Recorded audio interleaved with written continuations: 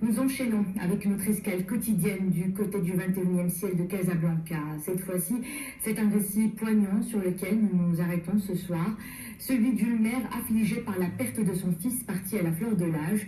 De cette douleur exorcisée, le journal d'une mère en deuil est né. Abdelrahim Benchiri a rencontré son auteur, Selwa Tazi, et c'est un sujet commenté par Selma Alabi.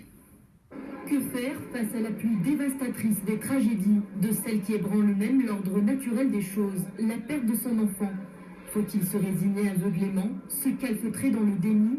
La mère endeuillée qu'est Selwa Tazi choisit de se livrer. Sa douleur ne sera pas muette, dit-elle. L'écriture est une issue impérieuse. C'était écrire ou mourir. C'était à ce point-là. Je me suis réveillée un matin, je l'écris d'ailleurs.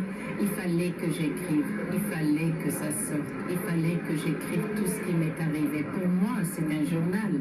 Je ne pensais pas du tout qu'un jour on en arriverait là. Cette confidence faite, on comprend alors l'explosion des mots, leur urgence, l'intimité du témoignage qui nous introduit jusque dans le sanctuaire de la foi. Cette fois, je l'ai amassé depuis que je suis petite. Je ne m'en rendais pas compte.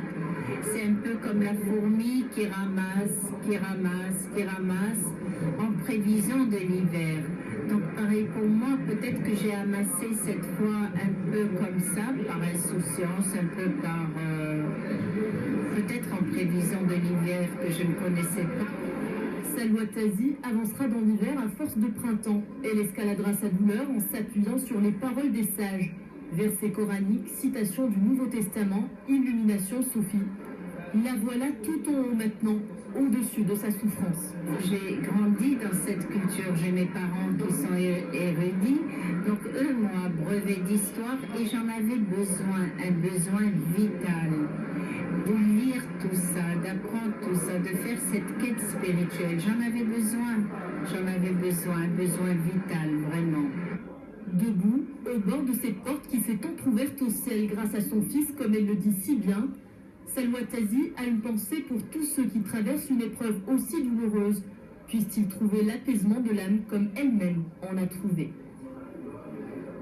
Voilà donc pour l'essentiel de l'actualité de ce jeudi à 20h30, c'est Nebzel Modem que vous retrouvez pour la principale édition de la journée. Excellente soirée à tous.